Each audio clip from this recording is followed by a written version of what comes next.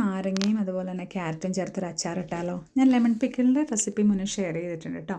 അപ്പോൾ ഇതിനായിട്ട് ഞാൻ വലിയ 4 നാരങ്ങ എടുത്തിട്ടുണ്ട്. സ്കിൻ പീൽ ചെയ്ത് കളഞ്ഞിട്ടുണ്ട്. ചെറിയ കഷ്ണങ്ങളായിട്ട് മുറിച്ച് ഉപ്പും മുളക് പൊടിയും ചേർത്ത് മാരിനേറ്റ് ചെയ്ത് വെച്ചു. ഞാൻ ഓവർനൈറ്റ് വെച്ചു കേട്ടോ. അത് മാൻഡേറ്ററി ഒന്നുമല്ല, എനിക്ക് ടൈം ഉള്ളതുകൊണ്ട് ഞാൻ കട്ട് ചെയ്ത് വെച്ചു എന്നേ ഉള്ളൂ. ശേഷം ഒരു പാനിലേക്ക് നമ്മൾ കടുക് പൊട്ടിച്ച് അതുപോലെ ഉലുവ, പിന്നെ വറ്റൽമുളക്, ഇഞ്ചി, വെളുത്തുള്ളി ഇത്രയും ചേർത്ത് ജസ്റ്റ് 1 മിനിറ്റ് ഒന്ന് വഴറ്റിയാൽ മതി കേട്ടോ. അതിനുശേഷം ഉപ്പ്, മുളക് പൊടി, ഉലുവ പൊടിച്ചത്, കായപ്പൊടി ഇത്രയും ചേർത്ത് നന്നായിട്ടൊന്ന് വഴറ്റി വൈറ്റ് വിനേഗറൂടെ ചേർത്ത് കൊടുത്തു കേട്ടോ. അതിനുശേഷം നമ്മൾ മുറിച്ച് വെച്ചിട്ടുള്ള ക്യാരറ്റ് ചേർത്തു.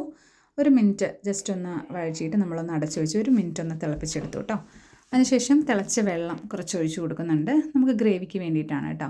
അതിനുശേഷമാണ് ഞാൻ ലെമൺ ചേർത്ത് കൊടുക്കുന്നത്. ലെമണും ക്യാരറ്റും കൂടെ ഒരുമിച്ചൊരു 3 മിനിറ്റ്സ് ഒന്ന് കുക്ക് ചെയ്യുന്നുണ്ട് ലോ ഫ്ലെയിമിലിട്ട്. ലാസ്റ്റ് നമ്മളൊരു 1 ടേബിൾ സ്പൂൺ ബ്രൗൺ ഷുഗർ കൂടെ ആഡ് ചെയ്യുന്നുണ്ട്. ഈ ടൈമിൽ നമുക്ക് ഉപ്പും എരിവൊക്കെ കറക്റ്റാണോ എന്ന് നോക്കാം. പാകത്തിന് ചേർത്തും കൊടുക്കാം കേട്ടോ.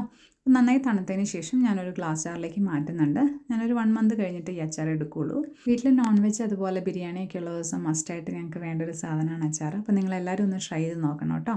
Thank you.